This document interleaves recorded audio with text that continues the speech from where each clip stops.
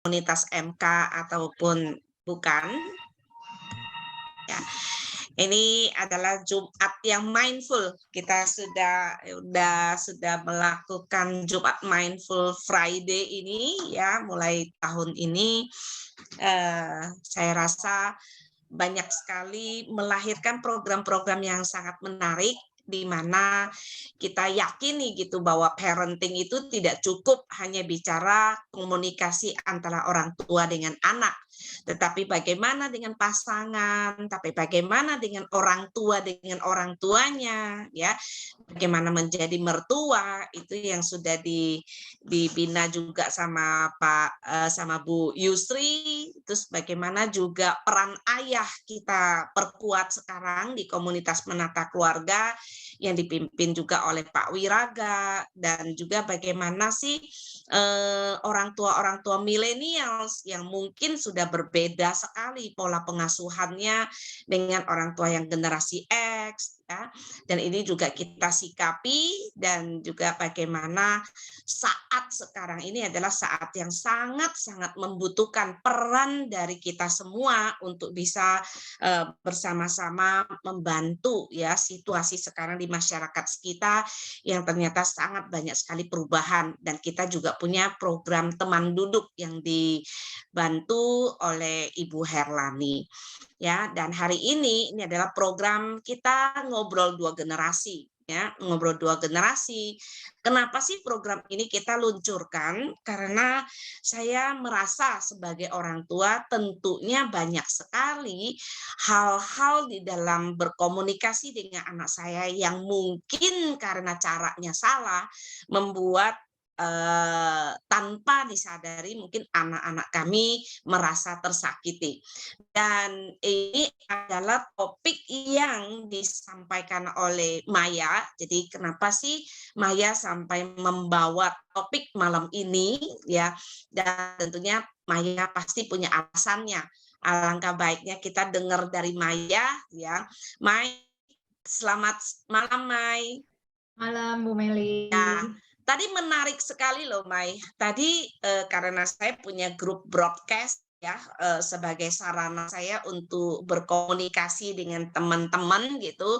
Ada satu grup yang untuk guru dan kepala sekolah gitu ya. Yang satu grup untuk orang tua. Semuanya dua grup saya sudah penuh gitu. Jadi tiap hari kalau saya broadcast saya dua grup itu aja. Dan ketika saya tanya, ada nggak sih merasa bersalah terhadap anak, dan hampir semua yang bales ya, yang balas WA saya itu semua mengakui ada gitu. Jadi di sini saya rasa pasti akan nyambung sekali dengan apa yang ingin disampaikan oleh Maya gitu ya.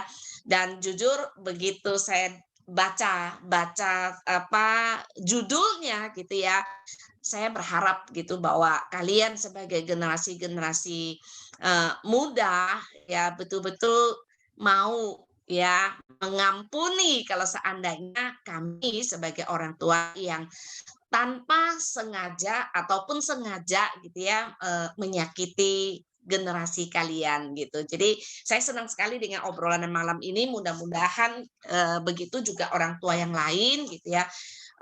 Silakan Maya. Ya, baik. Terima kasih Bu Meli. Sebelumnya selamat malam Bapak Ibu, teman-teman semua yang sudah hadir ya. Jadi saya merasa sangat bersyukur dan terhormat sekali ya bisa menjadi bagian dari program-program MK seperti ini. Jadi buat yang belum mengenal saya, mungkin saya perkenalkan diri dulu ya. Saya Maya dan saya memang di sini mewakili generasi X. Tadi waktu Ibu Meli bilang Maya ini milenial, usianya udah 40, saya sebenarnya kayak kadang masih merasa saya milenial bukan ya. Karena sebenarnya udah jauh juga ya. Apalagi kalau sekarang generasi yang umur 20-an, wah udah benar-benar beda sekali. Nah, mungkin saya akan membuka topik malam ini dengan beberapa cerita ya. Dan itu alasan kenapa saya mencoba menginisiasi topik hari ini. Karena ini adalah topik semua ya. Karena kita semua itu kan punya orang tua. Dan saya selalu ingat dengan kata-kata kutipan dari Mother Teresa ya. Jadi kalau kita mau dunia ini damai, kita kembali dulu ke rumah gitu. Kita bisa berdamai dulu dengan keluarga kita. Dan itu yang sudah saya lewati juga dan sampai saat ini pun masih terus berproses gitu ya. Ya, jadi ada beberapa cerita ya yang membuat saya akhirnya tahu bahwa ini masalah yang dialami banyak sekali di seluruh dunia gitu ya. Tapi saya ngomongin Indonesia dulu. Jadi saya pernah ketemu beberapa kasus nyata yang situasinya itu betapa anak-anak ini seumuran saya berarti ya, betapa mereka sangat membenci orang tuanya sendiri, dan sulit untuk berdamai, dan bahkan untuk minta maaf ke orang tua sendiri itu nggak ada ruang. Dan akhirnya kalau kita lihat pemandangan di rumah duka, di suasana pemakaman, itu kita bisa melihat banyak fenomena ya. Ada yang sampai meraung-raung ya, sampai wah, pokoknya meraung-raung, tapi saya pernah lihat juga ada yang benar-benar damai gitu ya, dalam arti, ya udah nggak ada sesuatu yang belum tuntas gitu ibaratnya ya. Nah jadi saya pernah sering kali ke pemakaman dan dari situ saya melihat banyak sekali fenomena yang biasanya membuat saya selalu merenung gitu ya. Aduh, kalau saya gimana ya? Saya udah selesai, udah bisa memaafkan belum ya orang tua saya? Saya nggak mau pas pas di hari terakhir itu baru menyesal-nyesal gitu ya. Dan bahkan sering ada yang bilang, jangan sampai kita kalau orang tua kita udah nggak ada, kita baru tuh siapin makanan, terus misalkan nyesel-nyesel gitu ya, memberikan sumbangan tapi orangnya udah nggak ada gitu ya. Nah, itu salah satu kesadaran yang membuat saya selalu ini sih Bu Meli, saya takut banget, jujur itu hal yang saya paling takutin. Saya takut kalau sebagai anak itu masih ada hal yang belum, tanda kutip "tuntas", walaupun namanya manusia kan nggak ada yang sempurna ya. Nah, Ya. saya masih punya, orang tua lengkap, ayah dan ibu, papa mama, cuman memang hubungan kami memang sebenarnya tidak seperti yang di ideal film lah gitu ya. Jadi banyak sekali hal-hal yang tidak sempurna yang saya sudah lewati ya, anak, remaja, dewasa bahkan ya. Nah, tapi saya justru mau mengajak teman-teman semua, ternyata bisa loh, kita bisa tanpa harus menunggu nanti. Sering dengar ya kalau anak perempuan, rasain sendiri kalau udah melahirkan baru bisa menyayangi ibu. Nah, saya kan kritis ya orangnya ya. Saya mikir gini, kenapa harus nunggu melahirkan ya? Maksudnya why? Maksudnya terlalu lama gitu ya. Maksudnya waktu terus berjalan gitu. Nah, kalau yang udah ikut ngebar 2 generasi, pasti udah sering dengar cerita ya, apa konflik saya dengan orang tua, khususnya dengan mama yang lumayan rumit, kusut banget gitu ya. Dan rasanya tuh kayak, aduh susah banget deh udah kelas berat. Ada beberapa, ahli itu selalu pakai jalan pintas. Kalau di luar negeri jalan pintas. Kalau cocok dengan orang tua, keluar aja, ngekos, jangan tinggal bareng. Bahkan saya ketemu beberapa teman yang sampai detik ini pun dia nggak ketemu lagi dengan orang tuanya. Kenapa? Setiap kali ketemu pasti berantem.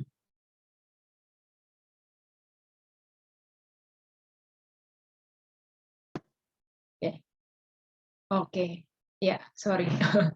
Oke, ya bahkan ada yang, nggak mau ketemu orang tuanya sendiri, terus saya tanyakan kenapa gitu ya, dia bilang demi kebaikan kita berdua. Karena memang ada orang tua tertentu yang spesial nih Bu Meli. Jadi ketika anaknya sudah menikah pun, ibaratnya nggak tahu ya, itu saya juga nggak ngerti, tapi ada orang tua seperti itu, yang ibaratnya, rasanya nih ya, pengen anaknya menderita. Saya tahu nggak mungkin ada orang tua mau anaknya menderita, tapi ternyata ada Bu. Contohnya, ada orang tua yang bisa bilang ke anaknya misalkan seperti ini, eee, apa, "Suami kamu pasti ceraiin kamu, nggak lama lagi." Diulang-ulang gitu ya. Akhirnya si anak ini merasa mamanya ini nggak sehat gitu ya. Dan ketika anaknya sudah menikah pun, mamanya sering ikut campur, contohnya masuk ke kamar anak dan ngeberesin, sampai akhirnya ketika punya anak pun mamanya terus bilang bahwa, "Aduh lu mah nggak bakal bisa ngurus anak deh, anak-anak lu pasti rusak dididik sama lu," gitu ya. Itu seperti mimpi buruk. Nah, hal-hal seperti ini saya yakin kalau kita cerita seolah-olah kita sebagai anak, kok durhaka banget sih? Tapi kalau saya kan posisi netral ya, kebetulan saya banyak mendampingi kasus-kasus seperti itu, yang sampai akhirnya dia bilang, "Aduh sorry banget deh Mai, bukannya gua nggak sayang sama orang tua, tapi sorry banget, nggak bisa gue serumah sama orang tua gue. Ini pilihannya, pilih pernikahan gue atau pilih orang tua gue. Nah, itu beberapa cerita ya Bu Meli ya. Terus ada juga kasus mengenai warisan. Dan ini kebetulan saya pernah ada kasus juga yang kenalan saya yang ketika warisan itu banyak sekali sengketa harta gitu ya. Nah, lalu si anak ini selalu bilang, ini nih gara-gara orang tua gue nih, kita jadi susah. Terus saya tanya, kenapa? Iya, bukannya bikin surat wasiat, tapi malah nyusahin anak. Terus saya tanya balik, tapi ini harta siapa punya ya? Ya, orang tua punya sih.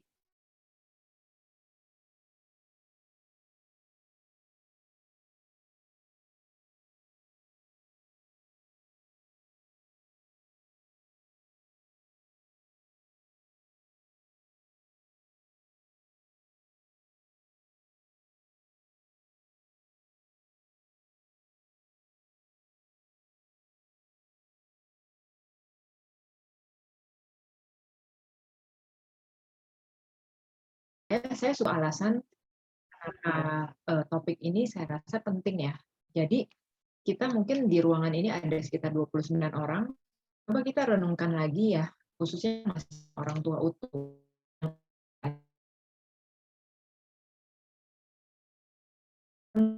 Banget. Bukan berarti kita menyangkal ya. Di manusia juga harus utuh kalau menurut saya. Kalau memang orang tua kita memang pernah melakukan kesalahan, kita harus akui, ya itu salah. Kita jangan seperti ini loh. Tapi dia melakukan untuk kebaikan. Contohnya, oh digampar, oh enggak, itu karena dia saya agak keras bagian situ ya. Karena nggak ada itu yang namanya menyayangi tapi menyakiti, nggak bisa. Jadi itu sudah saatnya juga saya mau realistis. Jadi nggak bisa tuh kita lari dari kenyataan bahwa oh enggak kok, walaupun orang tua saya suka pukulin saya, tapi saya bersyukur baik kok orang tua saya. Enggak, itu nggak baik. Tapi saya dapat satu pelajaran, memang banyak orang-orang tua yang mungkin stres, nggak bisa mengelola emosi, nggak bisa mengelola kemarahan, dan dilampiasin ke anak, seperti yang kasus baru terjadi. Sekarang kita mungkin bisa bahas topik nih, Bu. Bapak Ibu mungkin tahu ya, ada kasus yang baru dibahas terus di Brebes, yang ada seorang ibu, dia mau anaknya, akhirnya satu anaknya meninggal.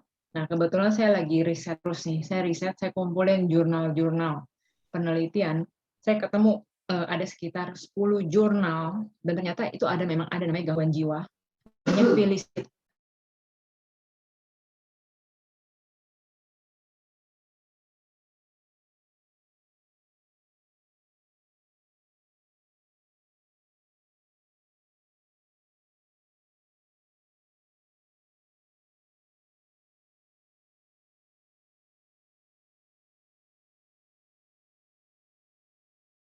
Mungkin berdamai dengan kenyataan dulu. Kalau belum bisa memaafkan, nggak apa-apa.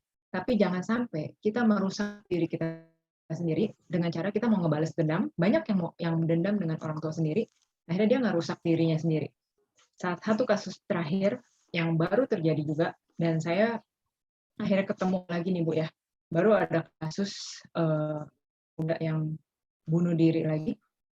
Bunuh diri, sebelum bunuh diri itu kasih surat, tapi saya kaget karena di surat itu sama sekali dia nggak minta maaf ke orang tuanya. Dan dari situ saya tahu bahwa saya kebetulan kenal ya, saya tahu pasti ini hubungan dengan orang tuanya nggak bagus. Dan seringkali banyak orang tua nggak bisa mengelola emosinya sendiri, dia tuh kehausan, nggak bisa memenuhi kebahagiaannya sendiri, dia mencari sumber kebahagiaan di anaknya. Nah, si anak ini ya nggak nyaman gitu ya. Kebetulan salah satunya udah meninggal, saya mungkin nggak cerita terlalu detail ya. Cuman singkat cerita, bayangin ada seorang anak muda yang dia nulis surat terakhir sebelum bunuh diri, tapi nggak ada sama sekali minta maaf kepada orang tuanya, tapi dia minta maafnya itu kepada orang-orang lain, kepada gurunya, kepada dosennya. Jadi dia minta maaf nggak bisa membantu tugas lagi. Tapi saya lagi baca, kok nggak ada sama sekali ya minta maaf kepada orang tuanya loh. Nah, mungkin itu sih Bu Meli. Saya sih jujur sedih dan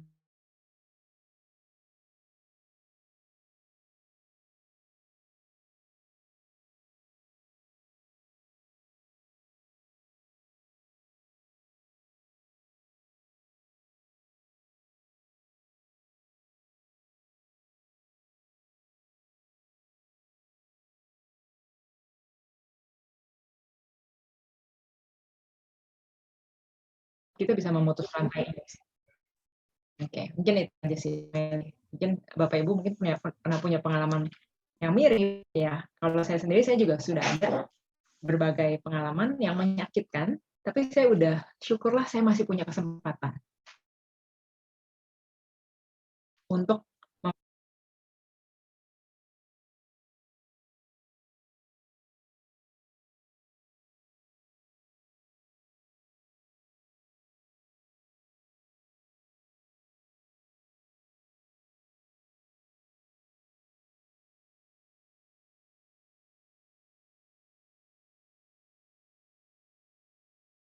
ternyata dampaknya secara sosial itu sangat luar biasa sekali.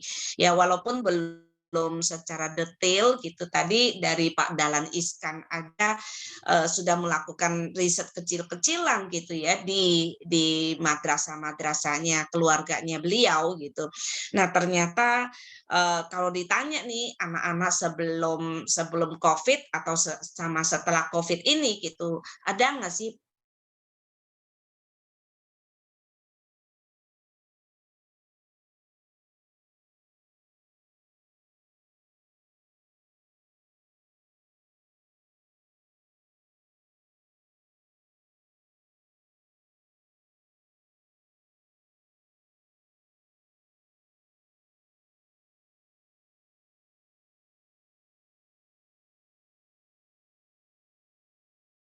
ya. Jadi nanti mungkin Bu Yusti bisa menyampaikan sedikit untuk kita dengarkan gitu. Nah, tadi Romo juga menyampaikan gitu ya bahwa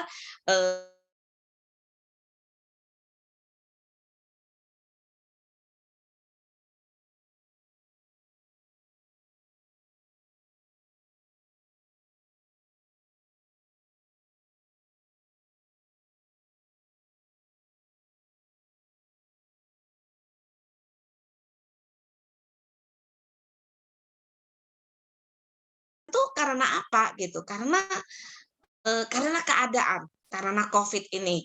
Ada yang dari PHK, ada yang pemilik perusahaan gitu ya, yang akhirnya ya harus apa ya, mengalami mungkin bangkrut lah gitu ya. Nah, itu persoalan yang sangat sangat apa ya, membuat kita orang ini semua terganggu nih sebenarnya ini gitu. Nah, ditambah lagi Mai gitu ya dengan kasus yang Brebes itu gitu. Itu kan juga karena kesulitan ya. Karena kesulitan, kita belum lagi bicara tentang generasi strawberry nih gitu. Nah, ini yang saya rasa perlu sekali kita semakin semakin memperkuat ya. Tadi Romo juga bilang, ayo dong perkuat basis keluarga. Saya rasa di komunitas menata keluarga kita gitu ya, kita sudah melakukan sesuatu yang sangat tepat sebenarnya. Tapi kita nggak boleh lengah gitu, nggak boleh lengah, jangan merasa bahwa kita ini udah yang terbaik gitu, tidak. Kenapa saya terus canangkan, terus saya ajak gitu ya, bahwa pendidikan keluarga ini tidak boleh berhenti gitu. Karena kita ini sebagai garda terdepan sebenarnya sebagai orang tua untuk bisa bisa apa ya mengetahui bagaimana sih keadaan mental health-nya anak-anak kita gitu. Dan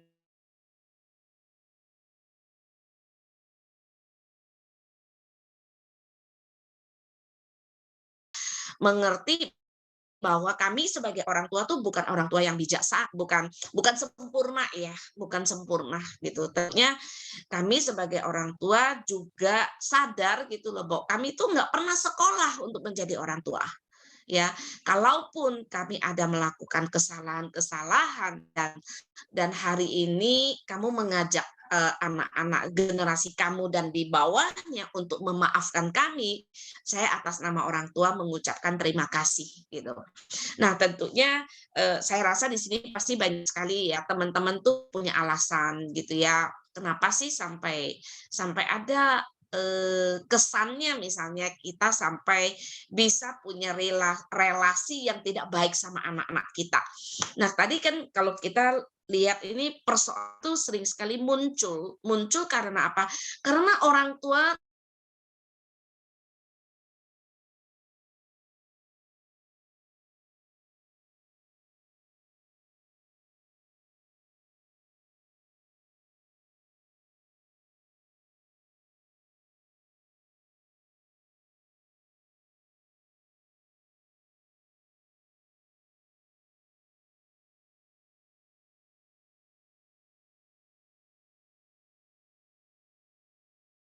sekali terus belajar gitu dari kamu, Mai gitu. Sekarang apa sih yang harus saya perbaiki sebagai orang tua?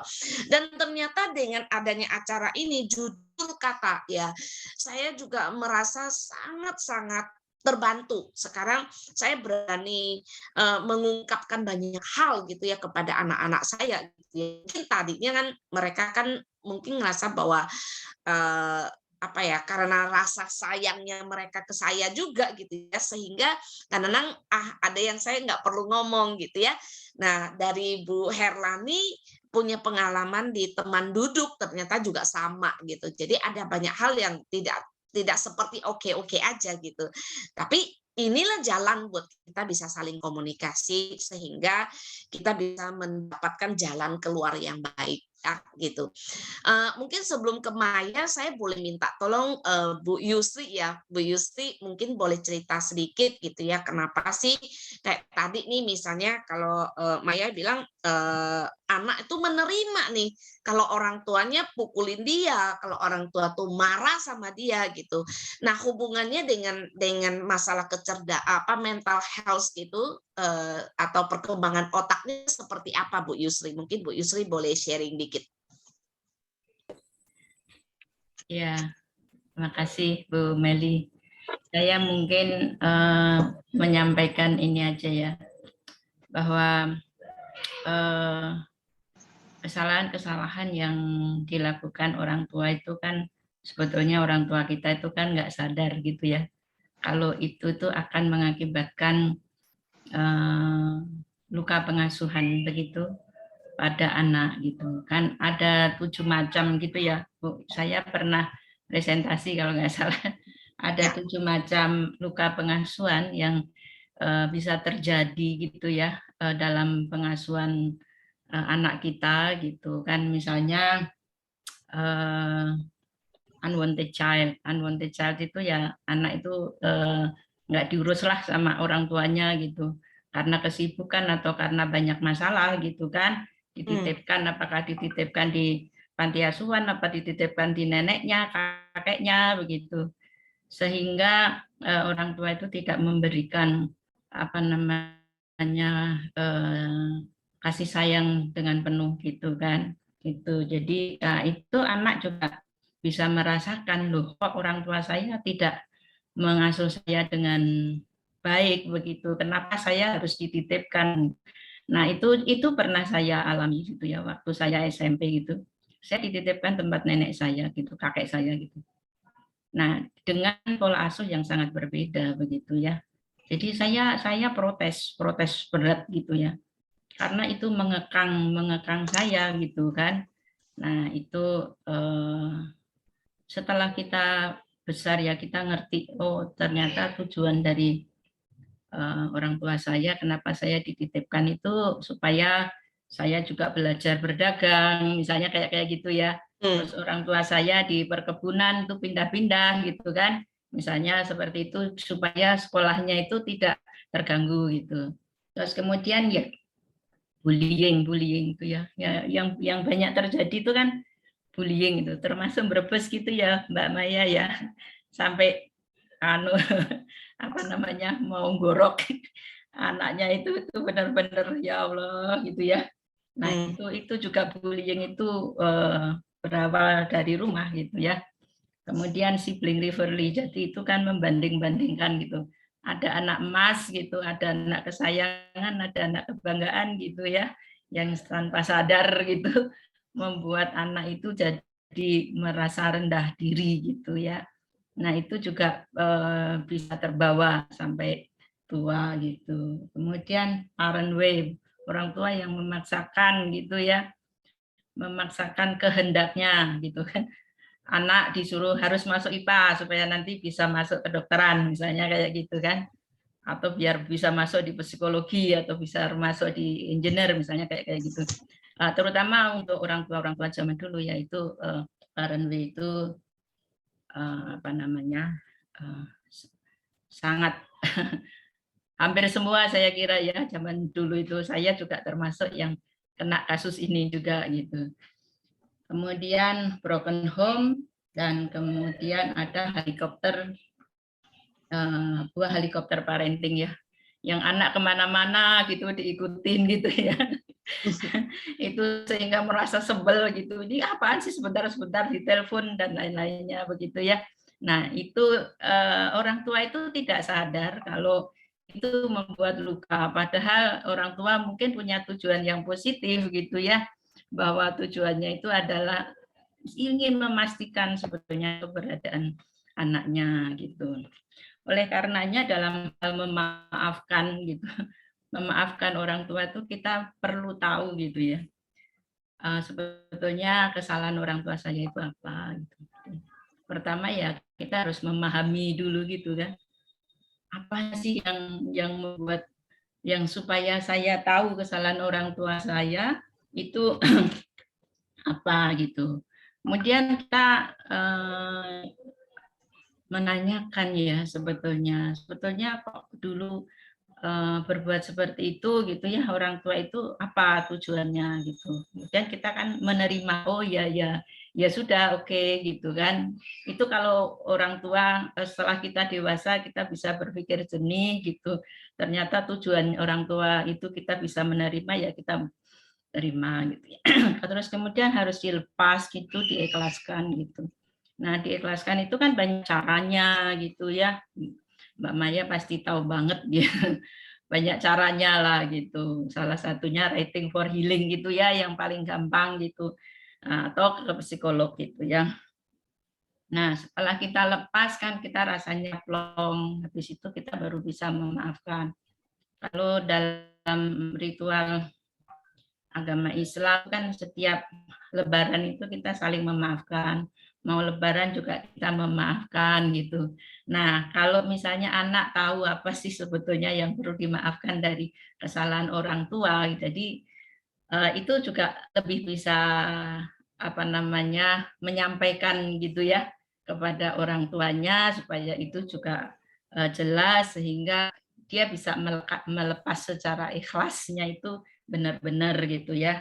Nah, sesudah itu ya kita mensyukuri itu kita memilih untuk memperbaiki gitu ya, untuk masa depan yang lebih baik gitu. Jangan sampai menjadi rantai luka pengasuhan yang terus bergulir begitu ya, dari orang tua ke anak kemudian ke cucu gitu ya, yang terus bergulir. Oleh karenanya penting sekali bagi setiap orang tua itu untuk mengenal minimal itu luka pengasuhan itu apa, inner child itu apa, bagaimana saya melakukan itu, kemudian saya meminta maaf kepada anak saya dengan cara jelaskan saya tidak tahu kalau itu akan mengakibatkan luka gitu ya. Kemudian orang tua juga minta maaf dan anak juga memaafkan. Saya kira itu aja ya Bu ya, menurut Luar biasa. saya. Paling tidak kalau dipahami gitu kan, jadi jelas ngerti apa yang mau dimaafkan begitu. Ya. Iya. Terima kasih Terima banyak kasih. Bu Yusri. Ya. Mai, kebayang ya. Tuh tadi bagaimana perilaku orang tua gitu ya, karena ketidakpengetahuan itu tadi Mai gitu, saking sayangnya jadi akhirnya orang tua jadi overprotective, jadi kayak helikopter ya parents ya, jadi satpam tepatnya gitu ya, jadi Betul. wah pokoknya pengen melindungi itu karena sayangnya Mai gitu. Nah ternyata ditanggapi oleh generasi muda ini sebagai sesuatu yang menyebalkan gitu loh gitu, karena nggak bisa apa ya, membangun trust-nya. Kenapa sih orang tua nggak bisa percaya sama anak gitu? Gitu. Nah, sebenarnya ini yang kita lakukan di mindful parenting itu gitu ya. Kita belajar untuk lebih mindful dengan 5 dimensi itu tadi. Kita berikan ruang kepada anak itu boleh berbicara, kita berikan ruang kepada anak itu didengarkan gitu ya. Dan yang ke dimensi kedua itu bagaimana kita tidak menghakimi anak kita gitu. Nggak usah bilang, "Pak, makanya." gitu. Itu kan yang paling menyebalkan gitu ya, Mai gitu. Nah, silakan Maya, mungkin Maya mau tanggapin sekali lagi dari Bu Yusri.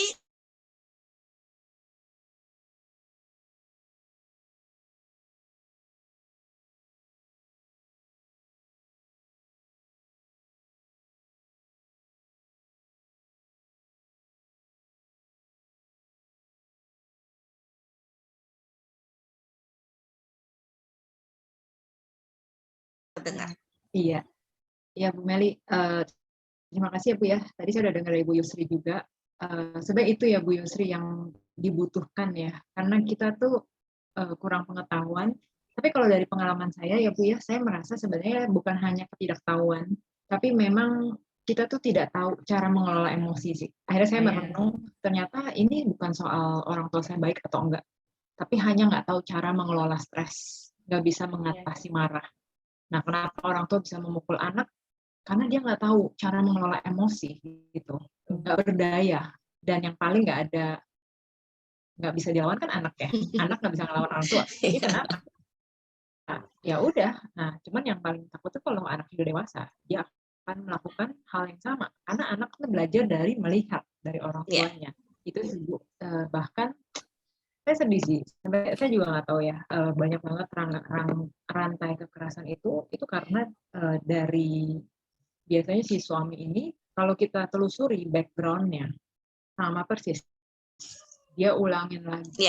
Nah, semakin kita nggak mau seperti orang tua kita, justru kita sama persis seperti orang tua kita. Itu justru anehnya sih. Hidup tuh memang aneh ya. Secara teori pun sebenarnya bisa dijelaskan.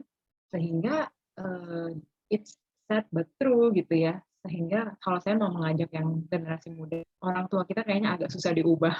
Jadi daripada kita, ibaratnya pohon tuh udah akarnya udah terlalu dalam, kalau dipaksa berubah patah batangnya. Jadi antara dua, kita mencoba menerima, oh ya udah memang sudah seperti itu, atau kita menguatkan akar kita supaya nggak seperti itu lagi. Nah, sementara itu dulu sih Bu, dari saya. Ya, thank you Mai. Kalau ada yang orang tua, kalau Maya ketemu orang tuanya yang susah untuk diubah, kirim aja ke MK gitu ya. Karena kami di MK ini adalah orang-orang yang sudah bertobat nih gitu.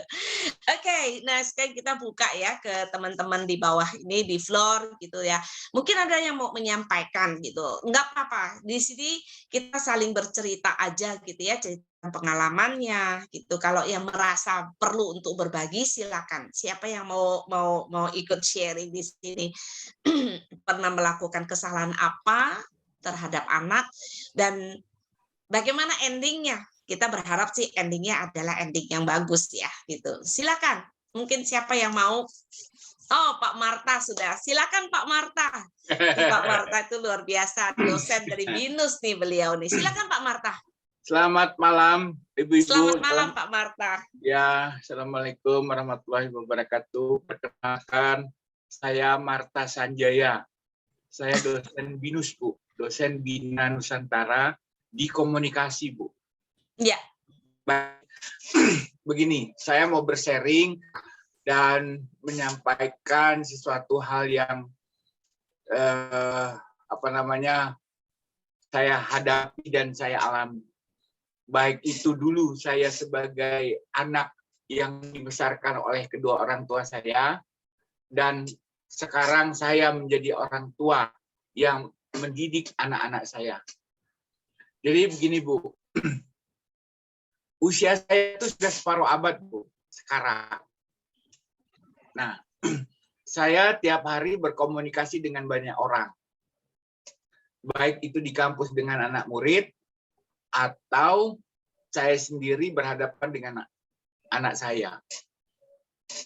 Anak saya kuliah, Bu. Udah masuk semester 5.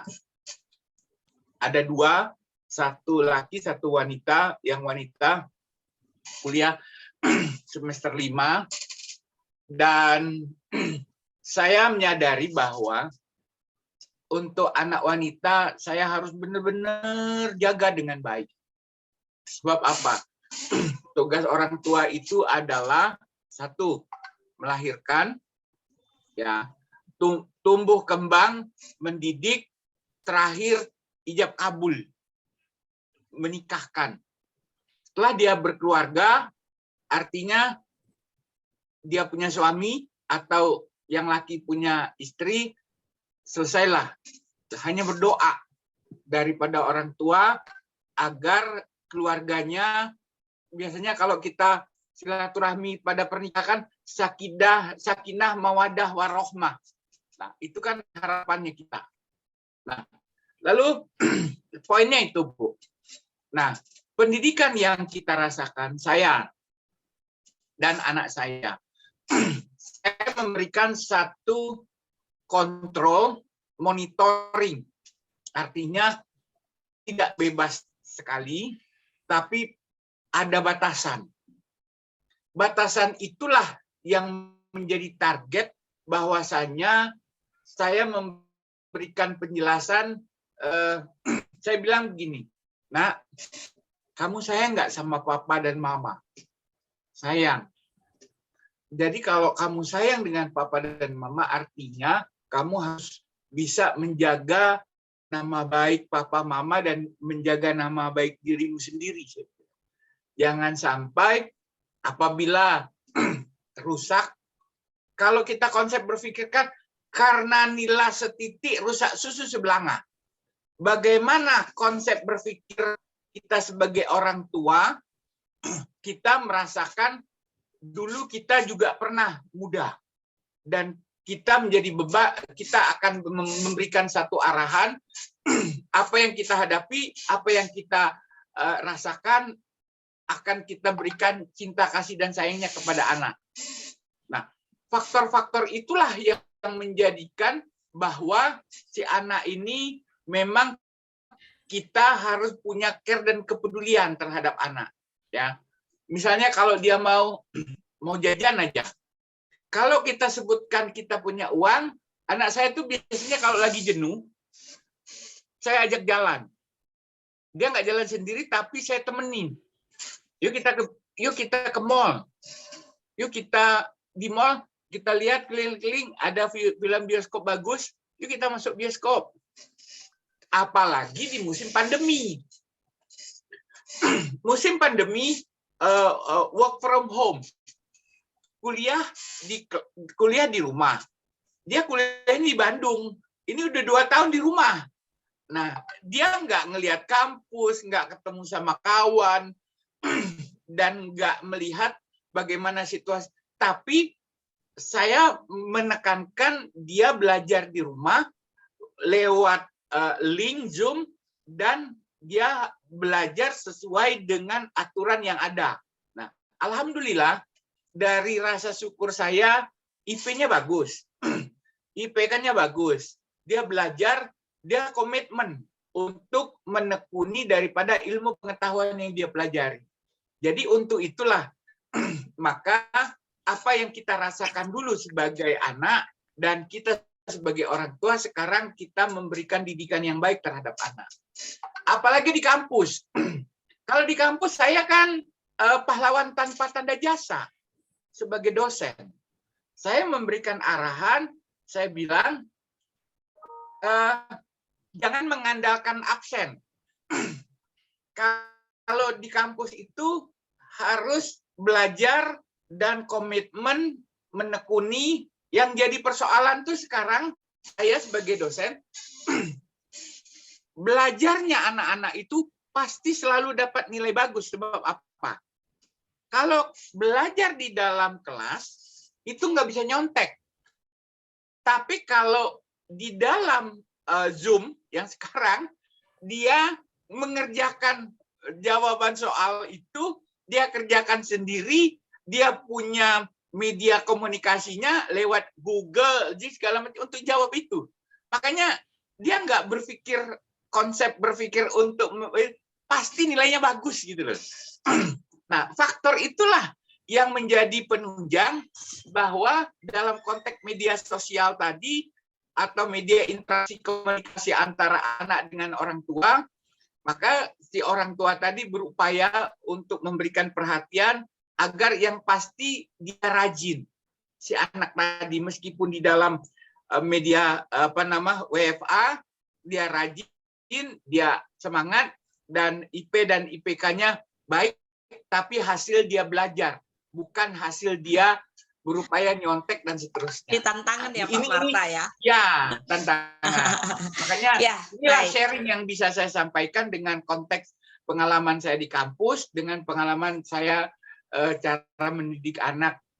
Kalau si anak jenuh, saya ajak pergi, ada jalan. Atau kadang-kadang kalau saya ke kampus, dia ada di rumah, saya ajak ikut ke kampus. Ini loh pekerjaan Bapak, ini loh aktivitas Bapak, jadi dia mengerti. Oke. Dia tahu gitu. Baik. Itu aja Ibu. Ya, Terima kasih banyak Bu Meli. Pak Ya. Marta.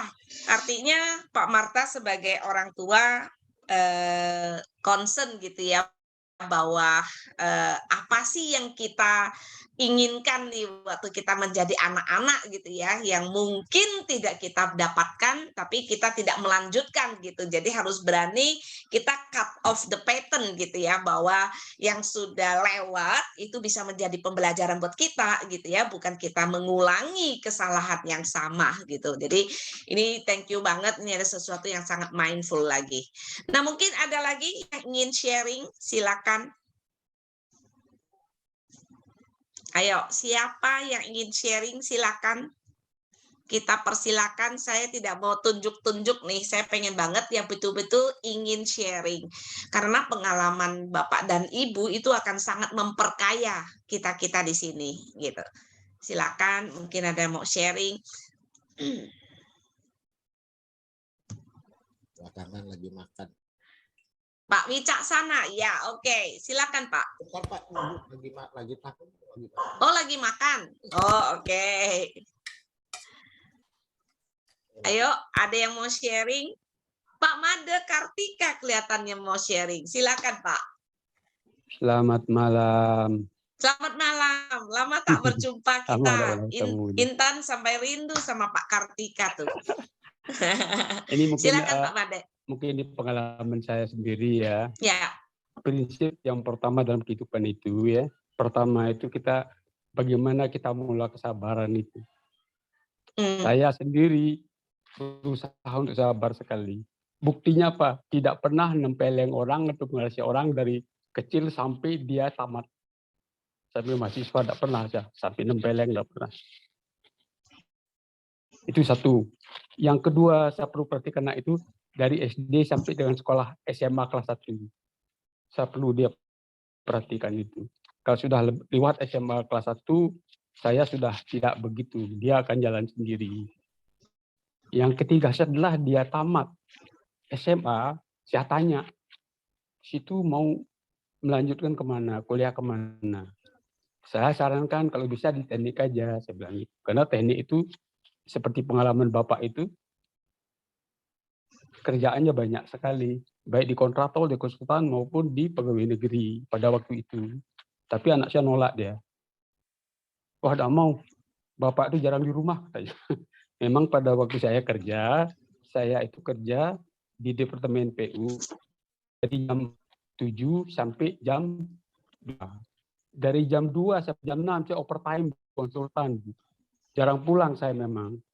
Nah, jadi benar pulang ke rumah mandi, udah ke kampus saya.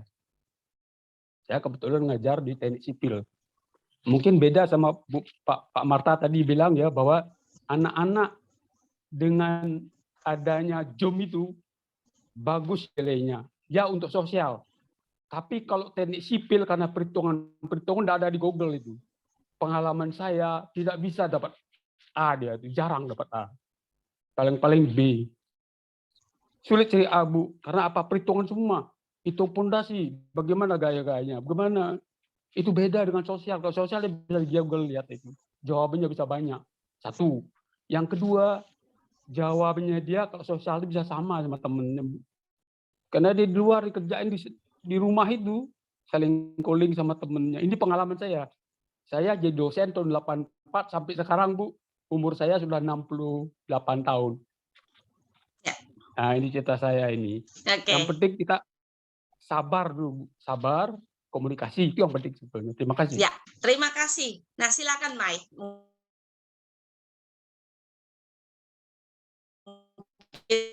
Mau tanggapi dua dan ibu-ibu yang mau sharing juga ya, kita pengen dengar juga dari sisinya ibu-ibu juga. Silakan. Ya, terima kasih ya Bapak Ibu sudah berbagi ya. Tadi saya juga sudah mendengar, cuman sebenarnya saya cuma mencoba ini sih ya. Kita semua mengingat bahwa kita kan semua manusia yang terus belajar ya Bu Meli ya. Ya. Jadi kita tuh kayaknya tuh ada di era kita tuh harus sempurna gitu ya. Apalagi sejak ada tentang tren parenting gitu ya. Saya sebenarnya nggak terlalu setuju kalau orang tua yang selalu diposisikan sebagai yang salah gitu ya. Karena seolah-olah seperti itu. Nah, di sisi lain kalau topik kita malam ini kan bagaimana kita bisa berdamai dengan orang tua. Saya rasa ini balik lagi sebenarnya bagaimana kita menjadi manusia sih, bahwa manusia itu ada kelemahan juga, ada kekurangan, ada kekuatan juga ya. Jadi jangan mengkotak-kotakan yang ini yang bagus, yang ini yang nggak bagus, yang ini yang sempurna, ini yang nggak sempurna gitu ya. Tapi sekarang bahkan di psikologi pun kita lagi mengurangi penggunaan kata-kata sakit sebenarnya ya. Tapi lebih ke kurang berfungsi, Bu. Jadi sebenarnya karena belum tahu, kayak bunga tuh nggak tahu cara grow-nya, karena mungkin kurang pupuk, mungkin cara tanamnya salah. Tapi nggak ada yang namanya bunga yang sakit, yang udahlah ini dibuang saja gitu ya.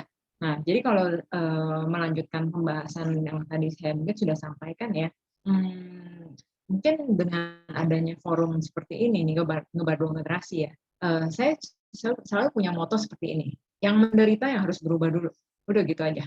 Yang masa menderita yang berubah dulu. Kalau si anak yang merasa kok saya menderita, ya udah si anak yang berubah. Kalau si orang tua yang menderita, si orang tua yang berubah. Tapi yang terjadi adalah kalau dua-duanya merasa nunggu gitu ya. Iya dong, dia dong. Pokoknya yang menderita dulu, dia yang berubah dulu, udah gitu aja deh. Karena dan berubah itu nggak selalu harus mindahin gunung ya.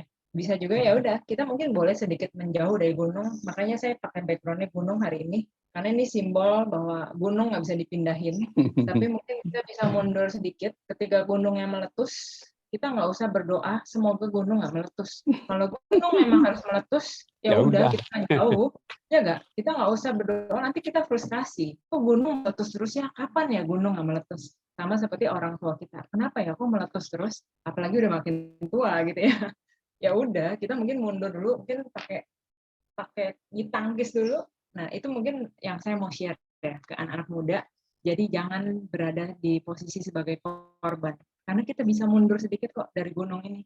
Nggak usah berharap bisa pindahin gunung kalau kita sendiri nggak ada kekuatan. Mungkin itu sih, Bu, sedikit tanggapan. Mungkin agak sedikit nggak nyambung ya, Bu. Cuman ini saya cuma sharing aja supaya kita tetap dalam satu vibrasi yang sama, bahwa di sini kita nggak lagi melihat mana yang salah, mana yang benar, karena nggak akan ada ketemu hal-hal seperti itu.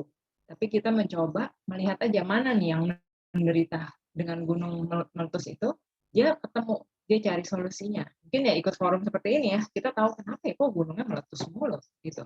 Jangan sampai kita frustrasi, kok gunung nggak meletus, udah deh sekalian aja deh, gue meletus juga deh, udah capek, udah sekalian aja, udah letusin aja, rusakin aja semuanya. Itu yang sering terjadi, makanya kenapa dunia ini ada perang, kalau menurut saya ya. Ya, oke, terima kasih banyak, Mai. Saya jadi ingat ya, waktu itu ada satu anggota MK ya dulu, hari ini dia tidak hadir, mungkin saya boleh cerita sih. Dulu ada satu anggota MK anak laki ya, si teman kita namanya Feriko. Feriko tuh pada waktu itu usianya 22 tahun, Mai. 22 tahun ya. Jadi kami berdua ketemu di sebuah komunitas gitu. Ketemu di sebuah komunitas dan entah kenapa gitu ya, dia tuh langsung deket terus sama saya, deket terus gitu ya. Dekat terus sampai dia kayak ngerasa bahwa dia butuh sosok gitu, sosok seorang ibu gitu. Nah, akhirnya kami akrab sekali gitu ya, kami akrab. Kalau di komunitas MK kan kayak gitu ya, saya memerankan diri saya sebagai emaknya semua orang gitu.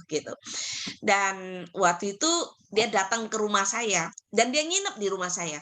Dia nginep di rumah saya, pengen tahu gitu, maksudnya apa iya gitu ada keluarga yang seperti ini gitu ya di dalam gambaran gitu ya. Dan ternyata ketika dia datang ke rumah saya, terus dia bisa ngelihat komunikasi dengan anak, dengan suami, dengan mama gitu ya. Dan tadinya nggak percaya gitu. Dia pikir mungkin karena saya mau datang nginep setting gitu kali ya gitu. Ada satu waktu yang dia datang dadakan gitu. Dia dadakan datang gitu ya. Dan di situ dia mulai merasa lagi gitu ya, bahwa bahwa benar loh gitu, ada keluarga yang baik gitu, yang bagus menurut dia gitu. Nah, terus dia langsung bertanya lagi gitu, apa yang bisa saya lakukan supaya saya punya keluarga seperti itu? Gitu ya, gitu. Dan dia tahu gitu bahwa kami di MK itu selalu bilang, kami selalu menyampaikan bahwa we cannot change the others. Kita nggak akan bisa mengubah orang lain kecuali mengubah diri kita sendiri. Itu yang saya selalu minta kepada komunitas kami gitu, bahwa kitalah yang berubah. Kalau kita berubah, maka kita akan melihat perubahan itu terjadi. Kalau kita mengharapkan orang lain yang berubah, kita akan darah tinggi terus gitu, Mbak. Gitu ya. Nah, dan yang terjadi di komunitas kami itu adalah kitalah yang berubah. Selalu kita bilang kita yang berubah. Sebagai istri, kita yang berubah buat suami kita. Sebagai ibu, saya yang berubah buat anak-anak saya. Sebagai menantu, saya yang berubah buat mertua saya gitu. Dan ini terjadi gitu di dalam keluarga gitu. Jadi kenapa harmonisasi itu bisa terjadi. Dan akhirnya si Veriko itu ketika dia pulang ke kampung halamannya, dia deketin ibunya. Dia tinggal bareng sama ibunya, jadi tinggal sama neneknya, kakeknya gitu ya. Akhirnya ketika dia pulang kerja, dia mampir gitu ke rumah ibunya. Dia mampir, dia sowan mampir.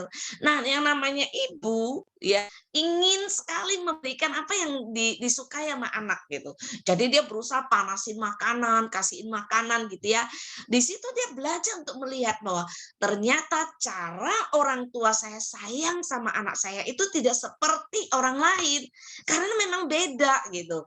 Di situ dia mulai menikmati, dia mulai change mind-nya, dia mulai ubah konsep berpikirnya tentang orang tuanya gitu. Nah, akhirnya apa yang dia dapatkan, Mai? Tapi dia bilang, oke, sayalah yang berubah. Ketika dia berubah, dia merasakan perubahan itu terjadi. Sosok ibu yang selama ini kosong buat dia, ternyata dia bisa menemukan bagaimana ibunya panasin sayur, dia perhatikan gitu ya. Bagaimana ibunya lari ke pasar untuk beli cabai hanya karena dia mau kasih anaknya makan gitu. Nah, ketika mamanya kalau ngomong suaranya agak keras, caranya dia sangat mindful, dia kasih tahu sama mamanya bahwa kita jaraknya cuma hanya setengah meter gitu ya.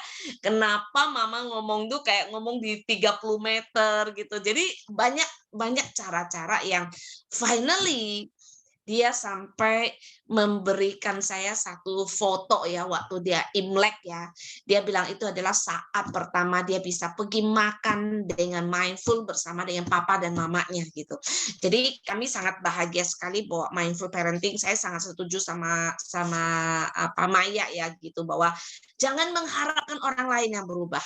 Kalau kita hari ini posisinya sebagai orang tua, kitalah yang berubah.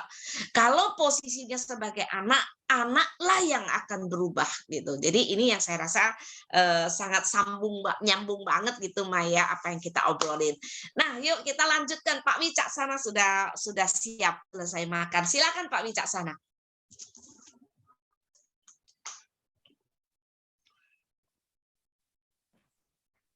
Ya, makasih. Mudah-mudahan kedengar suaranya. Pertama, saya sharing itu adalah terkait dengan mengubah diri sendiri. Itu yang paling susah. Kesulitan utama adalah mengubah diri sendiri. Itu walaupun saya tahu ini ceritanya banyak baca buku, banyak juga tadi dikatakan mengajar dan sebagainya, berkomunikasi dengan orang, tapi saya selalu kesulitan utama adalah mengubah framing di kepala saya bahwa koordinat itu saya yang benar, itu yang susah. Walaupun sebenarnya itu banyak teori juga mengatakan kamu harus berubah, saya paham itu. Dan tetapi mengubah diri sendiri, bayang-bayang masa lalu juga susah. Nah, kedewasaan yang selama perjalanan saya gitu, mungkin saya lebih tua dari Pak dosen tadi Pak Marta ya, lebih tua dari Pak Marta selama perjalanan hidup dari mulai SMA, SMP, SMA dan sebagainya, perjalanan yang cukup kalau diceritakan bisa nangis diri sendiri gitu. Tetapi ini adalah perjalanan hidup, mengubah pola pikir pada situasi tertentu mendapatkan informasi itu juga hal yang susah gitu. Jadi kalau orang tua sekarang berubah, meminta orang tua orang lain berubah, mertua atau siapapun, mereka keterbatasan informasi. Gitu. Saya setuju dengan Maya tadi bahwa yang berubah adalah kita, tetapi berubah kita itu berhubungan dengan kondisi emosional. Jadi emosional kita itu berubah juga sesuai dengan fungsi waktu, sesuai dengan fungsi pergaulan kita, kedewasaan kita. Kedewasaan bukan hubungannya dengan umur ya, tapi kedewasaan itu dengan perjalanan dan mau mengubah diri. Nah, ini yang harus sebenarnya bagaimana mengajak teman-teman untuk bisa membuka koordinat itu lebih luas lagi, lebih wawasannya lebih lebar lagi gitu kira-kira. Nah, tadi kalau Pak Marta menyampaikan, Pak, di era digital ini nilainya orang bagus-bagus semua. Saya malah sangat setuju bahwa yang paling penting dari itu adalah menanamkan kepada orang kejujuran. Mau dia googling, mau dia buka buku, mau buka apapun, itu silakan. Tapi dia bisa mencari solusi dengan cepat, dengan batas waktu yang ditentukan, itu adalah bagian dari proses pendidikan di era digital. Itu yang berbeda cara pandang saya. Jadi ketika saya mengajar, anak-anak nilainya 100 semua, saya senang. Tapi satu saya tanamkan, jangan pernah nyontek. Tapi dia kerjakan, mau googling, mau nanya, mau apa, dalam frame waktu yang ditentukan, mereka bisa menyelesaikan masalah, itu jempol. Kata kuncinya di situ, bukan menilai, kalau di kelas nilainya bisa paling besar B. No, bukan itu. Tapi mencari solusi dengan cepat, itu adalah di era yang baru. Nah, kita harus berubah pola pikirnya di situ.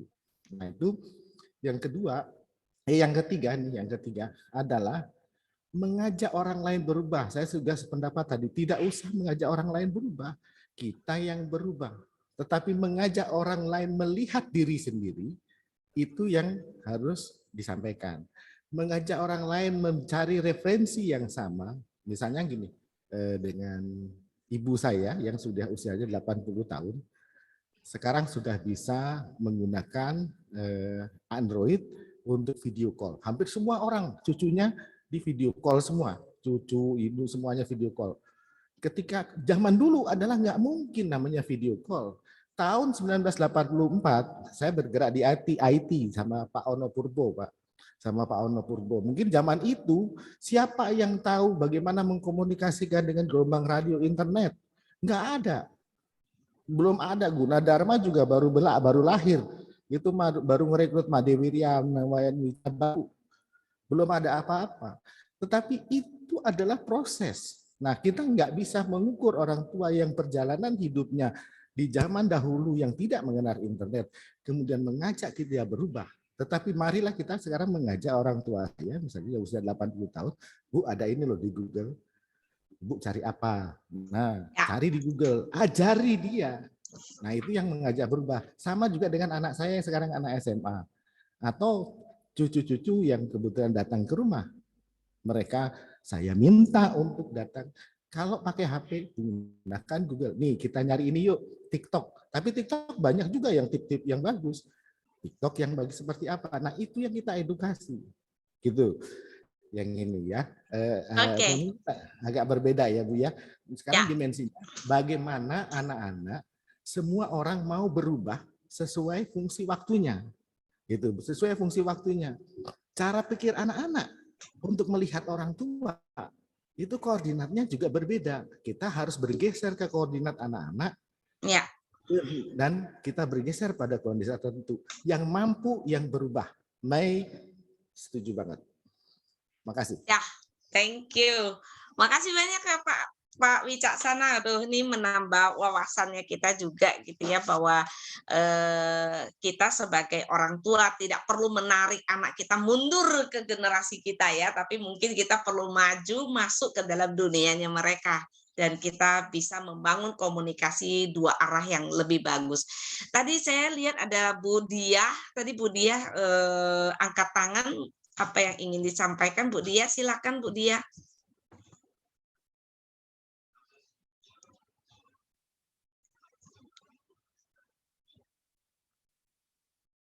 Udah nggak ada Bu Dia. Oke, Noni silakan Non.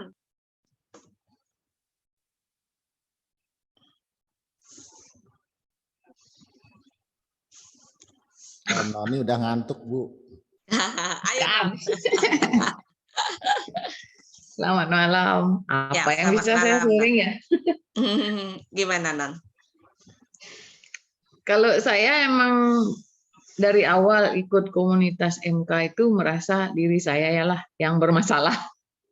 Jadi saya lah yang harus berubah. Ya. Banyak sih yang apa ya.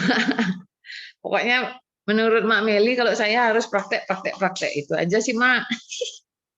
Mungkin Noni perlu apa ya, pernah berada di satu titik yang kayak maksudnya sampai pengakuan yang sangat jujur sekali gitu ya, bahwa Noni ngerasa bahwa Noni yang harus berubah.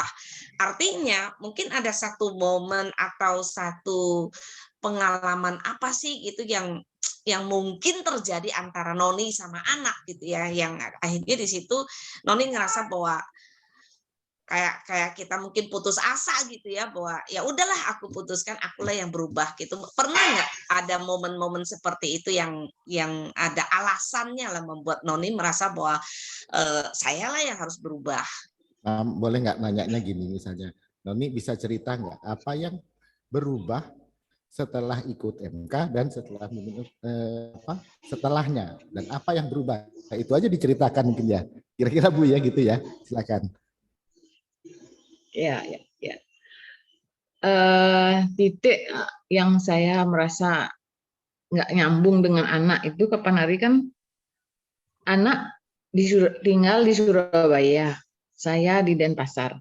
Sedangkan waktu itu anak ada pulang ke Denpasar dengan alasan kerja, tapi tidak mampir ke rumah.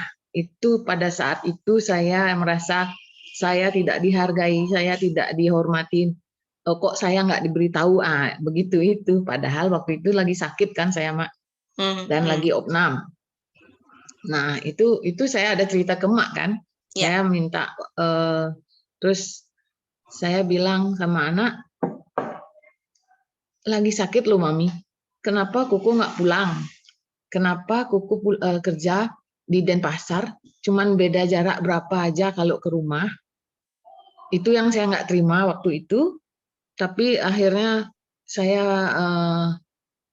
karena saya sakit, mungkin anak saya merasa saya perlu ditengok, akhirnya dia juga pulang dengan terpaksa dan memberikan saya alasan. Tapi waktu itu saya mekengkeng, apa sih, keras kepala ya. Saya lo orang tuamu gitu, marah ya saya. Saya lo orang tuamu, bukan orang lain yang harus kamu cuekin gitu modelnya. Tapi akhirnya anak saya bilang gini, Mami kan masuk MK, kenapa Mami nggak tanya Mak Meli sebagai penengah di antara kita, katanya gitu. Tuh akhirnya saya bikin grup bertiga dengan Mak Meli, dan di sana dia mengeluarkan isi hatinya bahwa kalau dia pulang dia tidak bisa menyelesaikan kerjaannya dengan waktu yang tepat. Begitu alasannya karena harus warawiri, dan dia merasa ada adik yang kecil yang nomor 4 itu dia yang memang nggak bisa, apa ya, kalau dia pulang nggak boleh sebentar gitu maksudnya. Akhirnya dengan kita komunikasi bertiga itu, terus saya bilang, oh ya, dari sudut pandang dia, sudut pandang saya berbeda. Akhirnya saya memposisikan diri jadi anak saya. Akhirnya ya itu saya ngerti, oh banyak alasan, saya bilang gitu. Oh jadi terus Mak menanganin juga waktu itu kan. Kenapa dia bisa pilih Mak? Karena dia bilang Mak netral. Dia Mak nggak berpihak sama saya, Mak tidak berpihak sama Mami katanya. Ya, dan apa ya? Dan Mami juga kan ikut MK gitu saya bilang waktu itu.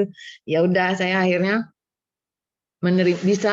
bisa menerima alasan-alasan dia kenapa dia pulang ke Denpasar. Dia ke Denpasar kerja tapi tidak mampir ke rumah.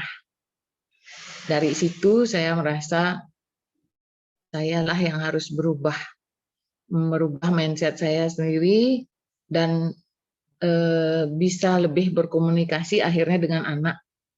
Sampai sekarang dengan Maga, dengan Kanti yang mengenal MK itu, dengan Mak juga kan merasa dekat, apa-apa mau nanya gitu. Kalau saya bilang saya nggak ngerti, boleh nggak Cici tanya ke Mak gitu. Akhirnya ya mulai gitu. Dari situ Ya. merasa ada perubahan sebelum dan sesudah jadi MK. Masuk di MK itu. Dengan suami juga ada banyak perubahan, Mak. Dulu saya kalau suami ngomong satu kata, saya bisa 10 kata ngomong. Pokoknya dia nggak pernah benar, bagi saya nggak pernah benar. Saya yang itu paling dari benar dulu. gitu. Tapi akhirnya dari SMA ya beliau.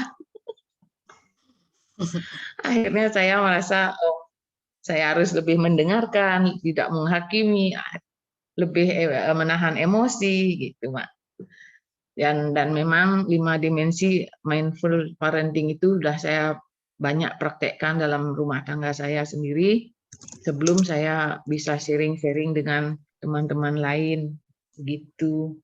Itu cerita dari pengalaman saya sedikit. Ya, terima kasih Terima banyak kasih. Non. Saya terus terang melihat dan merasakan betul gitu ya perubahan dalam keluarganya Noni terutama ya. Jadi saya tahu dulu bagaimana relationnya gitu ya dan bagaimana pertumbuhan yang sangat sangat luar biasa kalau menurut saya dari seorang Noni. Tapi intinya itu adalah kalau kita yang mau berubah maka kita akan bisa merasakan perubahan itu terjadi. Nah, dari sisi Maya Ya. nih, Maya tadi kan sudah dengar apa yang disampaikan oleh Pak Wicaksana, terus dari Ibu Noni gitu. Nah, kalau kamu dari sisi seorang anak gitu, apa yang kamu bisa sampaikan nih kepada ini anggap aja kedua orang tua kamu nih, Mai. Oke, terima kasih ya Bapak Ibu. Saya sebenarnya berharap di forum ini tuh banyak anak mudanya juga sebenarnya ya. Jadi biar balance. Tapi kan kalau di forum ini kan lebih banyak mungkin dari generasi yang orang tua. Nah, tapi kalau dari sisi saya sebagai anak ya, apa ya? Saya merasa ada bonus sih dengan adanya pendidikan. Tapi dengan adanya pendidikan ini kadang bisa jadi apa ya bilangnya namanya ya Bu, pedang bermata dua ya. Saya nggak tahu deh. Iya. Itu terjadi pada saya. Apalagi saya kan ambil kuliah psikologi ya Bu ya. Kebayang nggak Bu? Ya. Jadi setiap kali belajar psikologi, pulang ke rumah, saya merasa, wah, orang tua saya tanda kutip sakit, harus diubah. Contohnya nih, suara sering keras-keras gitu ya. Di psikologi kan nggak boleh, itu nggak bagus gitu ya. Jadi saya ingat banget awal-awal itu ya, pas kuliah psikologi, itu tiada hari tanpa berdebat soal parenting, Bu. Jadi tiba-tiba seorang anak yang masih nggak tahu apa-apa, tapi karena belajar psikologi, pengen ngubah orang tuanya gitu kan. Kok saya juga bingung, kok tambah kacau ya, udah belajar psikologi ya. Nah akhirnya butuh lama, saya agak lama sih. Makanya saya nggak mau teman-teman juga berada di pola ini ya, terlalu lama saya sih untuk ngubek-ngubek pengen ngubah orang tua. Akhirnya ternyata urusan itu beres damai ketika akhirnya ada satu titik saya belajar nerima, ya udah orang tua saya suaranya keras karena ternyata mungkin pendengarannya bermasalah. Jadi saya ngerasanya tuh teriak-teriak dan saya tuh betapa merasa itu sensitif banget dengan suara teriak-teriak ya. Sampai akhirnya saya bisa nerima ketika justru ada suara petir. Satu hari hujan gede nih. Hujan gede, terus mobil bunyi alarmnya. Bunyi terus. Akhirnya saya pergi ke bengkel. Terus ternyata bisa diturunin sensitivitasnya. Akhirnya saya nemu satu hal. Oh iya ya, saya nggak bisa ngubah petir. Tapi saya bisa turunin sensitivitas saya. Entah kenapa ya, saya mencoba untuk melihat. Walaupun kadang masih ada sih, aduh. Saya sampai bilang, jangan teriak-teriak. Makin digituin malah, ini nggak teriak. Ya udahlah. Jadi pernah gak ngalamin seperti itu ya. Jadi kalau lagi telepon aja tuh sampai saya harus jauhin. Karena saya merasa, aduh jangan teriak-teriak gitu ya. Ini nggak teriak, tahu gak sih? Ini lagi ngomong. Terus kayak, ya udah. Apa deh intinya? Saya udah nggak bisa ubah. Karena petir nggak bisa diubah. Nah, tapi anehnya, saya jadi jauh lebih damai sih Bu. Ketika saya menyadari ya udah, orang tua saya lagi balik ke pola sebagai anak kecil lagi dengan tubuh yang besar ya. Nah, jadi kalau dari saya sebagai anak, kalau saya kan belum punya anak ya Bu ya, tapi saya merasa kesempatan berharga saya itu justru bisa nggak saya sabar ngadepin orang tua sebelum akhirnya saya nanti sabar ngadepin anak saya sendiri. Karena orang tua kan kayak balik ke masa kecil lagi ya Bu ya, tapi dengan bentuk yang berbeda, dan itu PR buat saya sih. Dan jujur saya melewati ini prosesnya panjang dalam arti nggak cuman apa ya, terima aja, terima. Bagaimanapun juga orang tua yang melahirkan kita, itu saya sudah coba Bu, it didn't work for me. Semakin di-repress emosinya, semakin marah, semakin akhirnya kena ke badan, ya kena ke emosi ya. Jadi ya saya akui aja, saya nggak seneng diginiin. Saya nggak seneng kalau pakai cara kekerasan, saya nggak seneng kalau dengan suara keras. Untuk topik kecil aja gitu, cuma urusan panci, rice cooker, kenapa harus teriak-teriak gitu. Banyak hal yang bisa dibereskan tanpa harus teriak. Nah, itu contohnya ya Bu ya. Nah, cuman ya akhirnya saya pikir kita nggak terus ngubek-ngubek juga luka-luka dengan orang tua ya. Tapi saatnya kita coba satu cara baru, dan ini saya dibantu oleh seorang konselor yang profesional banget. Jadi daripada kita mengingat-ingat trauma masa kecil, coba deh inget kenangan-kenangan indah waktu masih kecil. Itu bisa membantu saya memaafkan orang tua saya. Contohnya, saya selalu ingat waktu saya diajarin berenang sama mama saya. Setiap kali saya berenang, saya bersyukur banget. Aduh, mama saya luar biasa loh. Saya dulu diajarin berenang, sampai mama tuh bikin saya bisa mandiri ke tempat yang dalam. Terus ketika saya mengingat papa saya selalu ingat memori waktu kecil itu saya paling takut ke tempat gelap. Jadi kalau setiap kali ke kamar mandi, saya selalu minta papa saya temenin. Papa saya di depan kamar mandi, terus pokoknya saya ditemenin, dan itu menjadi memori indah banget buat saya. Sehingga itu pendekatan yang menurut saya ideal. Awalnya dulu 10 tahun, 15 tahun itu saya berkecamuk dengan trauma masa kecil yang negatif-negatif. Tapi hanya dalam waktu kurang dari setahun, ketika saya pakai metode mengingat good memories tentang orang tua, itu semua gampang banget memaafkan. Jadi daripada kita memaafkan karena pernah dipukul, memaafkan pernah dijambak, memaafkan pernah ditempeleng, mendingan diganti. Saya bersyukur loh, dulu waktu saya takut dengan tempat gelap, saya ditemenin. Saya bersyukur deh diajarin berenang. Saya bersyukur deh dibeliin baju baru. Jadi tuh bukannya lari dari trauma masa kecil ya, tapi mencoba pendekatan yang berbeda. Karena terlalu lama itu nanti malah makin marahnya bangkit. Nah, jadi mungkin itu sih Bu Meli yang saya mau bagi malam ini ya. Itu namanya pendekatan connecting to good memories. Jadi sudah saatnya kita coba cara yang berbeda.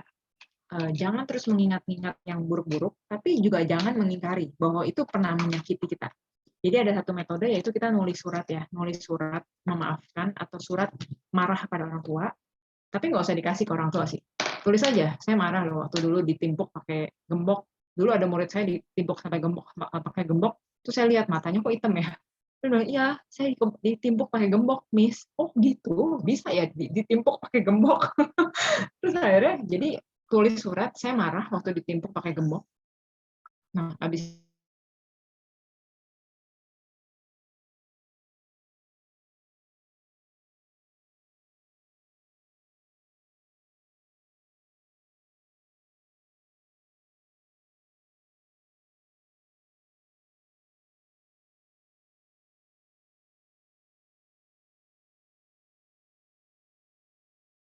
harinya dengan yang tersisa, walaupun cuma satu nggak apa-apa loh. Misalkan yang tersisa cuma satu, misalnya dipukulinnya 10 kali, tapi yang indahnya cuma satu, itu diulang terus. Otak kita akan membentuk jalur baru. Nah, mungkin itu ya, sama nulis surat. Nanti mungkin di sesi kapan saya akan cerita metodenya gimana sih nulis surat supaya kita bisa berdamai dengan orang-orang yang pernah menyakiti kita di masa lalu. Itu nanti perlu sesi khusus sih, Bu. Dengan topik kita bisa healing ya secara emosi ya.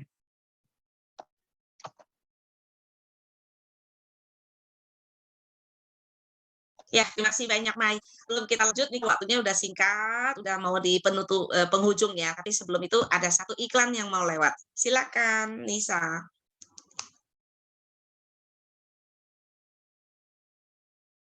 Halo, saya Meli Kyong, kita ada satu permainan yang baru, itu namanya MK Mindful Parenting Connecting Games. Ini sebuah games yang bukan bicara tentang kalah ataupun menang, tetapi di sini kita mau share values-nya. Bagaimana di dalam permainan ini kita itu saling menguatkan nilai-nilai di dalam diri kita masing-masing.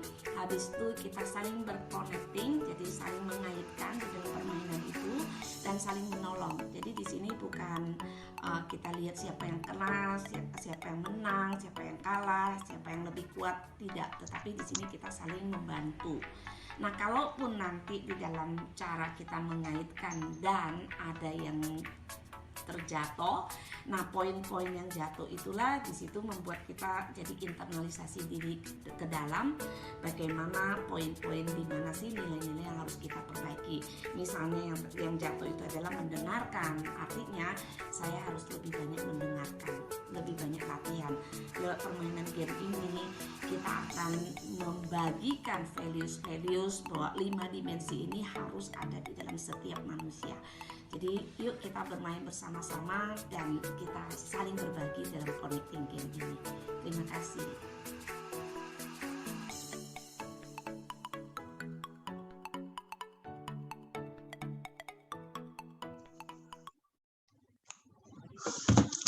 Oke, terima kasih banyak Maya. Tadi Maya sudah memberikan kita tools-nya ya secara sederhana gitu.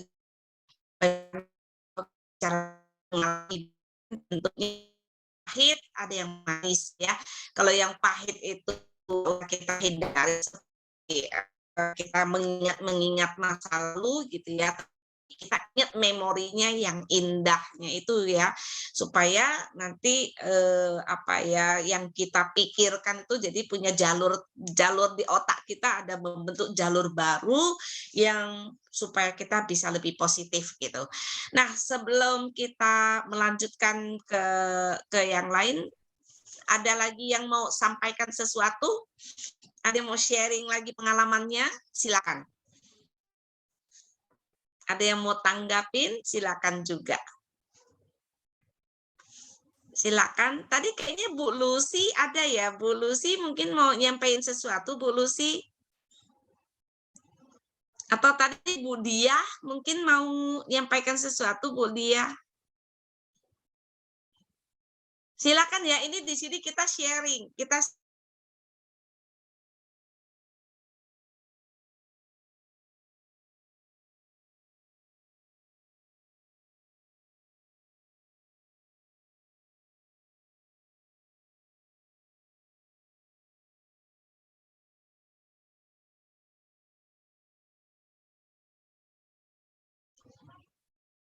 Pak Wiraga, silakan.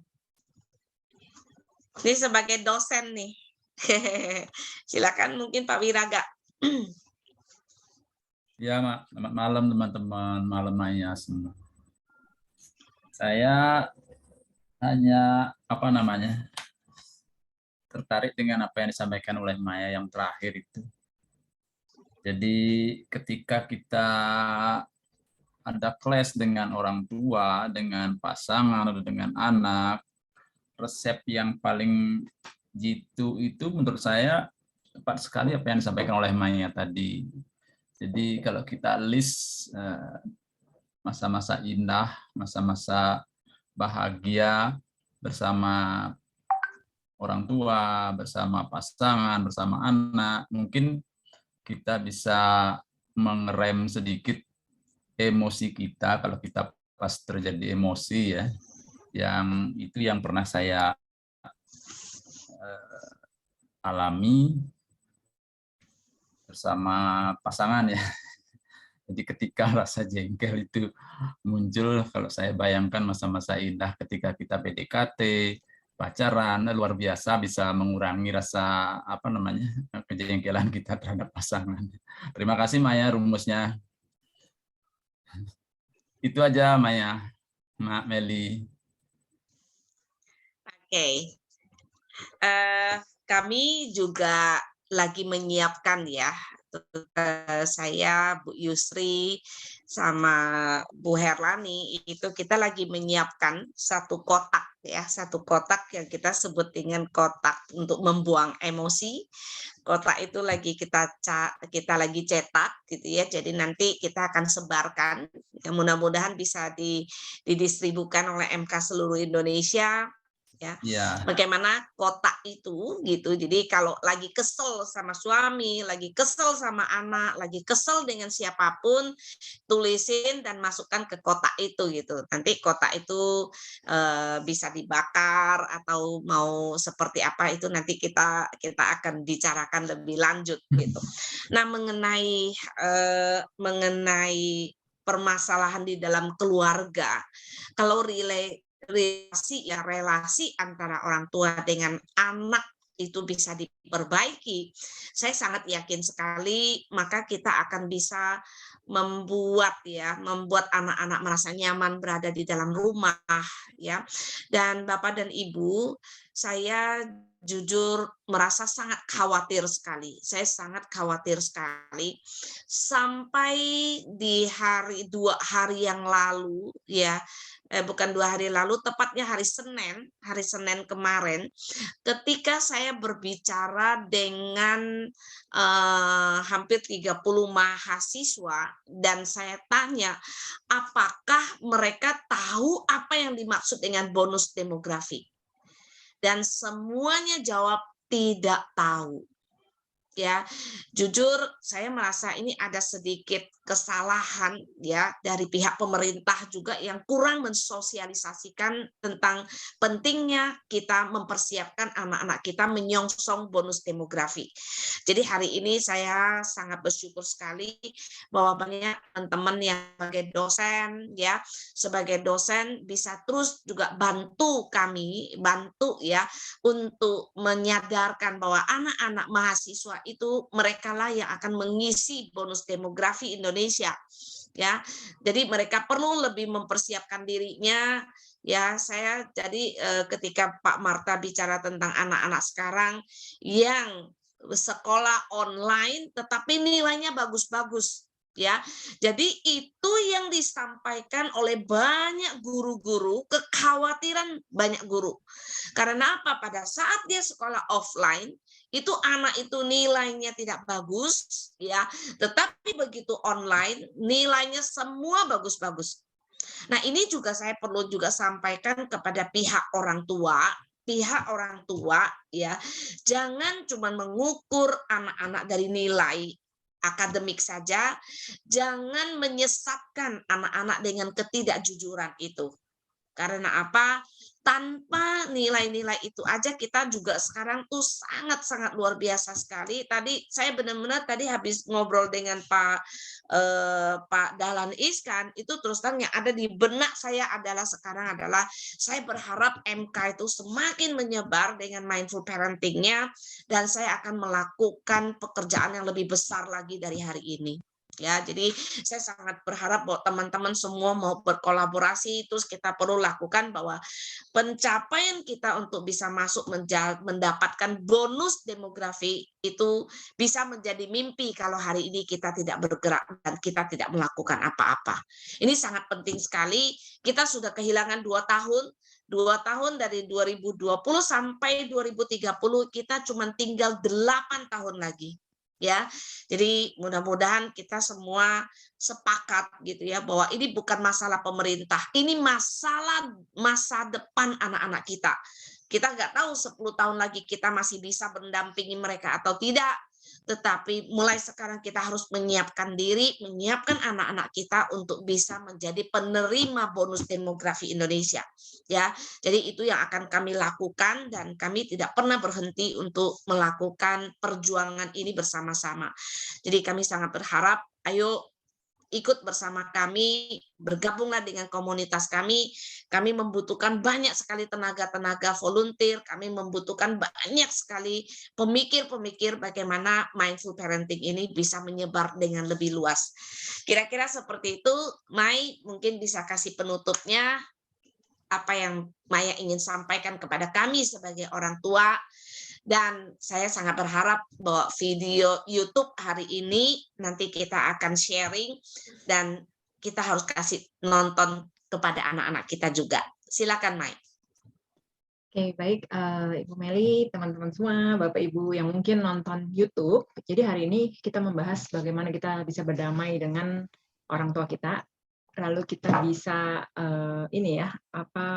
mencoba cara baru, bisa memutus rantai yang sebelumnya, nggak usah meratapi lagi hal-hal yang sudah lewat. Oke, saya pengen mengajak Bapak Ibu, teman-teman semua yang mungkin masih punya sesuatu yang mengganjal berhubungan dengan masa lalu ya, khususnya dengan orang tua. Mungkin sebelum kita tutup boleh juga Bu Meli ketik di chat seperti yang tadi saya udah contohin ya. Kalau saya punya memori apa dengan ayah saya satu, lalu dengan ibu saya apa satu, boleh ketik di chat supaya kita berbagi satu aja, nggak usah banyak-banyak. Tapi nanti PR buat kita semua, masing-masing tulis sebanyak-banyaknya. Kalau cuma dapat satu gimana? Nggak apa-apa. Satu itu paling indah, it's okay, dan otak kita luar biasa. Diulang-ulang nanti dia akan membentuk memori yang bagus ya. Jadi kalau kulkas kita isinya sayur-sayur yang udah busuk, kita boleh ganti ya. Maksudnya kita keluarin dulu ya. Kita ganti dengan buah yang segar. Nah, mungkin itu aja Bu Meli. Saya pengen ngajak, mungkin Ibu Meli ada nggak kenangan apa yang indah banget? Satu aja ya. Buat yang lain jadi ikutin juga. Karena efeknya luar biasa, Bapak Ibu. Saya sudah merasakan, saya tuh punya list banyak banget. Saya ada sekitar 30-an. Sebenarnya saya pengen share sih, tapi karena ini live YouTube, jangan dulu deh ya, saya belum siap. Tapi biasanya saya share secara private. Ternyata banyak loh, bahkan mengingat aroma mama waktu gendong saya masih kecil, itu mengingat saya ingat banget aroma. Saya suka banget dengan aroma mama saya. Kalau habis mandi itu wangi banget, ada aroma khas mama kita. Nah, coba Bapak Ibu ingat nggak dengan aroma khas papa atau mama kita sendiri, gimana rasanya? Nah, mungkin itu aja sih Bu untuk hari ini. Terima kasih. Ya, terima kasih, keren banget. Nanti kita perlu tulis di sini atau gimana, Mai? Tulis di sini boleh Bu? Ya. Sebelum kita tutup ya Bu ya. Ya, tapi ini silakan tulis di situ, silakan. Ini ada satu chat ini menurut saya sangat bagus banget. Ini dari seorang anak nih ya, dari seorang anak. Menurut dia, saya merasa komunikasi dan sikap memaafkan antar ortu itu sangat penting sebagai pembentukan karakter bagi kami anak-anaknya. Jadi anak-anak juga menunggu ya bagaimana kita sebagai orang tua memberikan contoh ya. Kalau ada relation antara suami dan istri itu yang kurang baik gitu. Jadi suami dan istri juga perlu saling memaafkan gitu supaya anak-anak itu punya contoh bagaimana caranya memaafkan dan dimaafkan. Kira-kira seperti itu. Ya, terima kasih banyak. Ada yang bilang pergi jalan-jalan sama mama, gitu ya. Ya, saya senang sekali. Terus lagi digendong sama papi waktu tamasya, gitu ya. Kalau saya ya, Mai, saya ingat betul karena waktu itu kami itu keluarga yang sangat miskin malahan gitu ya, sangat miskin sekali. Saya ingat banget waktu malam tahun baru, mama saya itu kan jahitin bajunya orang gitu ya. Kalau jahitin bajunya orang, nah nanti ada sisa-sisa kain, itu malam tahun baru, besok mau Imlek, malam itu mama saya jahitin dan gabungin dari sisa-sisa kain-kainnya orang, dan dia bikinin saya bisa sampai 3 atau 4 baju, Mai, gitu. Jadi buat saya itu adalah kenangan yang sangat indah sekali. Jadi setiap Imlek saya selalu mengingat ya masa-masa itu, bagaimana mama saya mempersembahkan itu dengan penuh cinta gitu. Jadi itu sih yang saya sangat ingat di situ. Padahal banyak banget, Mai, saya juga banyak sekali gitu ya. Ya, ini banyak banget. Oke. Saya rasa kita sudah habis waktunya. Ya, terima kasih banyak untuk semua yang sudah ikut berpartisipasi, dan mudah-mudahan apa yang kita lakukan bersama-sama ini akan membawa perubahan ya, khususnya dalam bagaimana kita membangun hubungan yang baik dengan orang tua, bagaimana hubungan yang baik dengan anak-anak kita, bagaimana hubungan baik antar pasangan, dan itu semua yang telah kita lakukan di komunitas Menata Keluarga. Mudah-mudahan kita semakin kompak, dan hari ini saya sangat berterima kasih ada 51 tadi 52 yang bergabung dengan kami. Ya, mudah-mudahan kita terus bersama-sama dan kita lakukan perubahan untuk Indonesia yang lebih baik, dan kita yakinkan, kita harus optimis bahwa kita bisa mencapai bonus demografi Indonesia. Akhir kata saya ucapkan terima kasih. Semoga kita berjumpa lagi ya, setiap Jumat itu adalah Jumat yang mindful. Jadi kami sebut dengan Mindful Friday. Terima kasih dan selamat malam.